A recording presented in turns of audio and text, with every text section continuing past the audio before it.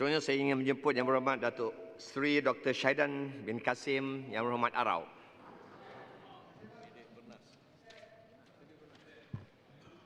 Bina rumah dengan simen, gerak langkah seorang panglima. Hari-hari datang parlimen, soalan saya nombor 5. Sila Yang Berhormat Menteri Pengangkutan menjawabnya dalam tempoh masa 3 minit.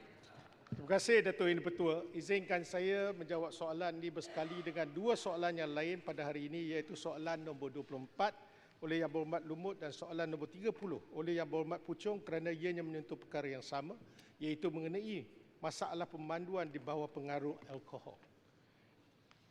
Datuk Yang Dipertua, untuk makluman Yang Berhormat, isu berkaitan dengan kemalangan maut yang disebabkan oleh pemandu yang memandu di bawah pengaruh alkohol adalah suatu perkara yang amat dipandang serius oleh kerajaan, khususnya Kementerian Pengangkutan.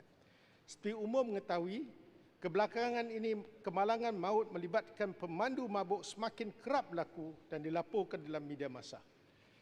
Sekiranya perkara ini tidak ditangani dengan serius, ia akan membawa kesan yang amat negatif kepada orang ramai dan pengguna jalan lain yang tidak bersalah. Sumbangan itu, Jemaah Menteri pada 24 Jun 2020 telah pun bersetuju secara dasarnya untuk meminda Seksyen 41 hingga 45 secara khusus untuk kesalahan memandu di bawah pengaruh alkohol, dada, memandu secara melulu. Pindaan ini bertujuan untuk menjadikan satu bentuk deterrence dan pengajaran kepada orang ramai supaya mematuhi semua peraturan jalan raya. Ketiga-tiga komponen hukuman akan dipinda, termasuklah kadar denda, tempoh penjara dan tempoh penggantungan lesen memandu kenderaan. Berdasarkan kepada keputusan Jemaah Menteri tersebut, Kementerian Pengangkutan akan meminda Seksyen 41 hingga 45 Akta Pengangkutan Jalan 1987 dan Jabatan Peguam Negara telah menyemak draft Rang Undang-Undang Pengangkutan Jalan Pindaan 2020 dan draft RUU ini akan dibentangkan untuk persetujuan Jemaah Menteri pada 17 Julai 2020 dan seterusnya untuk dibentangkan di Dewan Yang Mulia ini pada sesi kali ini.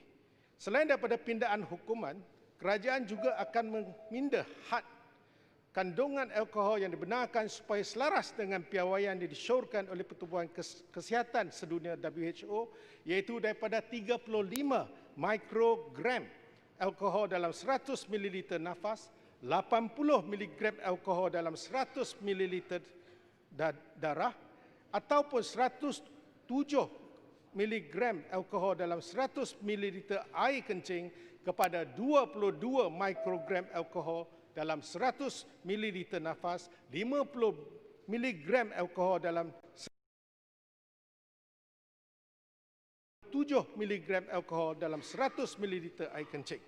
Untuk makluman ahli-ahli yang berhormat, Kementerian Pengangkutan telah melaksanakan satu soal selidik atas talian mengenai perkara ini, iaitu daripada 21 Mei 2020 hingga 4 Jun 2020 yang lepas. Berdasarkan kepada dapatan kajian, sebanyak 345,000 responden telah menyertai soal selidik ini. Hampir 97% responden memberi maklum balas yang positif dan bersetuju bahawa kuantum hukuman sedia ada tidak memadai. Sebagai contoh, seramai 324,489 orang, iaitu 94% responden bersetuju agar kadar hukuman penjara, denda dan tempoh hilang kelayakan lesen memandu ditingkatkan ke atas pemandu yang disabitkan kesalahan memandu ketika berada di bawah pengaruh alkohol bagi memberi kesedaran kepada umum dan keinsafan kepada pesalah. Berkenaan dengan cadangan mengenakan hukuman mati bagi kesalahan menyebabkan kematian akibat daripada memandu di bawah pengaruh alkohol, Kementerian Pengangkutan berpendapat kes melibatkan pemandu mabuk perlulah mengikut lunas undang-undang yang sedia ada. Jika kandung keseksaan Akta 574 digunakan untuk menjatuhkan hukuman mati, ia perlu dibuktikan di mahkamah bahawa pemandu mabuk tersebut mempunyai niat untuk membunuh melampaui keraguan munasabah beyond reasonable doubt. Memang kita geram, tetapi kita tidak boleh mengambil tindakan secara melulu supaya pemandu mabuk ini tidak terlepas daripada tindakan undang-undang yang sewajarnya.